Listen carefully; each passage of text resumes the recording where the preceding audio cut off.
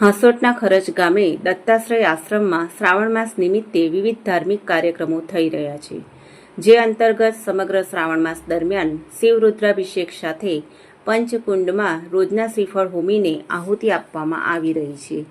આ રીતે મહિનાના કુલ 3000 શ્રીફળ યજ્ઞકુંડમાં હોમાશે. આ સાથે દરરોજ ગાયના શુદ્ધ ઘીની 1.25 લાખ આહુતિ પણ આપવામાં આવી રહી છે.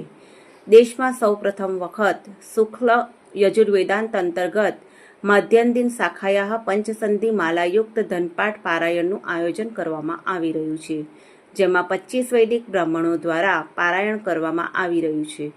આશ્રમના આચાર્ય ભાવિન પંડ્યા અને મનન પંડ્યાની નિશ્રામાં રાષ્ટ્ર શાંતિ અને આજની પેઢી વૈદિક પરંપરાથી અવગત થાય એ હેતુથી આ અનોખું ધર્મ કાર્ય ચાલી રહ્યું છે.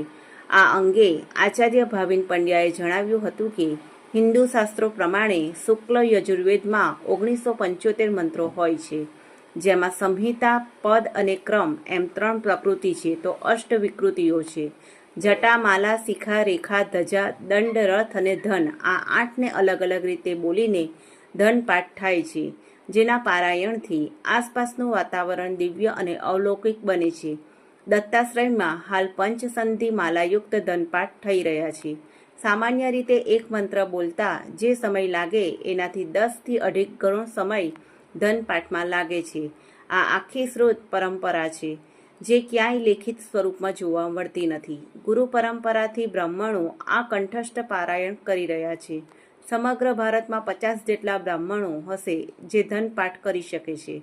દત્તાશ્રયમાં હમણાં વિદ્વાન પંડિત કિરણ પાઠક અને તેજસભાઈ આ પાઠ કરાવી રહ્યા છે. દત્તાશ્રયમાં શ્રાવણ માસના અંતિમ દિવસે એક જ દિવસમાં 1.25 લાખ પાર્થિવ શિવલિંગની રચના કરીને દિવ્ય અનુષ્ઠાન કરવામાં આવશે.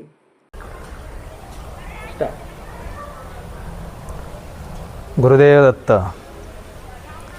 मैं किरण अनिल पाठक आलंदी पुणे महाराष्ट्र से हम यहाँ पधारे हैं और हमारे साथ श्री वेदमूर्ति तेजस भोगायता गुरुजी सूरत अभी वो अध्यापन कर रहे हैं, पाठशाला में पढ़ा रहे हैं और हम भी हमारे पाठशाला में आलंदी में पढ़ा रहे हैं.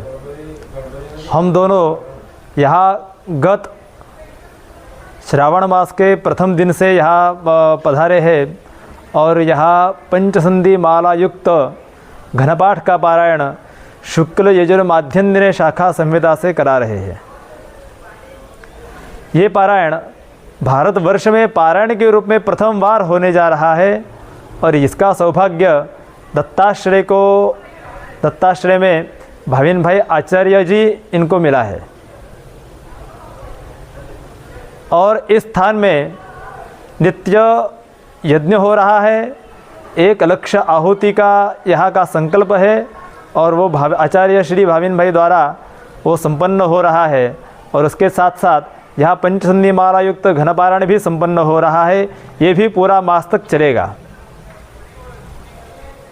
और इस जगह पे गत 10 साल से 1 लक्षाहुति का कार्य संपन्न हो रहा है तथा गत 5 साल से हर श्रावण मास में एक घनपारायण होने जा रहा है. मतलब यहाँ 4 घनपारायण पूरे हुए हैं और इस साल विशेष पंचसंधि माला युक्त घनपारायण का आयोजन आचार्य श्री भाविन भाई पंड्या द्वारा और मनन भाई पंड्या द्वारा किया गया है.